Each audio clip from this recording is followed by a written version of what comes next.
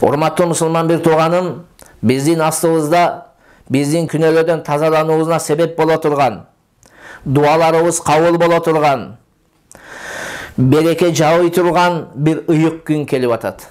Бул эртеңки күн батышта менен башталат. Мына ушул күндө биздин улуу алымдарыбыз өздөрүнүн фик китептеринде көпчүлүк бөлүгүнү же толугу менен ибадат менен өткөрүүнү мустахаб амалдардан деп айтышкан.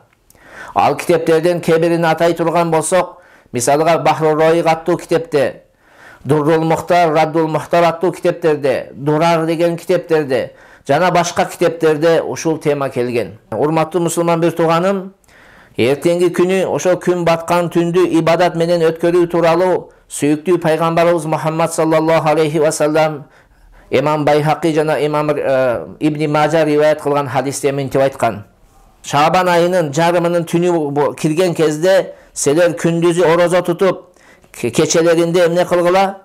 Ибадат менен өткөргүлө дейт. Анткени улуу Аллах Таала дал мына ошол түнү күн баткан кезде, эртең күн баткан кезде улуу Аллах Таала бул жердин, дүйнөнүн асманына бир периштени түшүрөт. Мына ошол периште Аллах Тааланын атынан эмне кылып сүйлөйт? Мынтип сүйлөйт экен: Күнөөлөрдөн кечирим сурагандар барбы, мен алардын күнөөлөрүн кечирейин. Ырыскы сурагандар барбы, мен аларга ырыскы берейин. Орууга кабылгандар барбы, мен аларга шифа берейин. Кайгыга, карызга баткандар барбы, мен алардын кайгыларын кетирип, карыздарын төлө берейин. Бактылуулук тилегендер барбы, мен аларга бактылуулук берейин.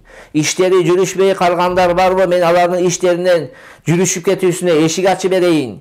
Үй бүлөлүк бактысыздыкка учурагандар барбы, бүгүн дуа кылып сурасындар, мен алардын үй бүлөлөрүндө бактылуулук жашоо берейин.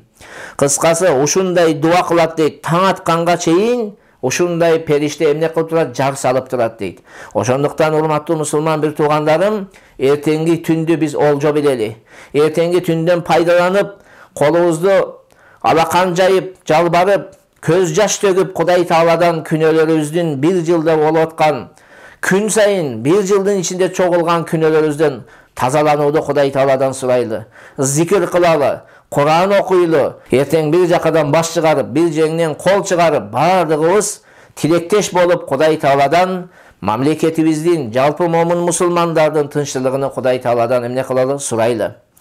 Бирок бул түндө, урматтуу мусулман бир туугандар, бирок бул түндө дагы элдер чогулуп алып, мечиттерде кандайдыр бир майрам, шан шөкөт сыяктуу кылып өткөрө турган бир нерсе жок. Андай кылууду тескерисинче биздин алымдарыбыз бүт фик китептерибизде макрух деп айткан.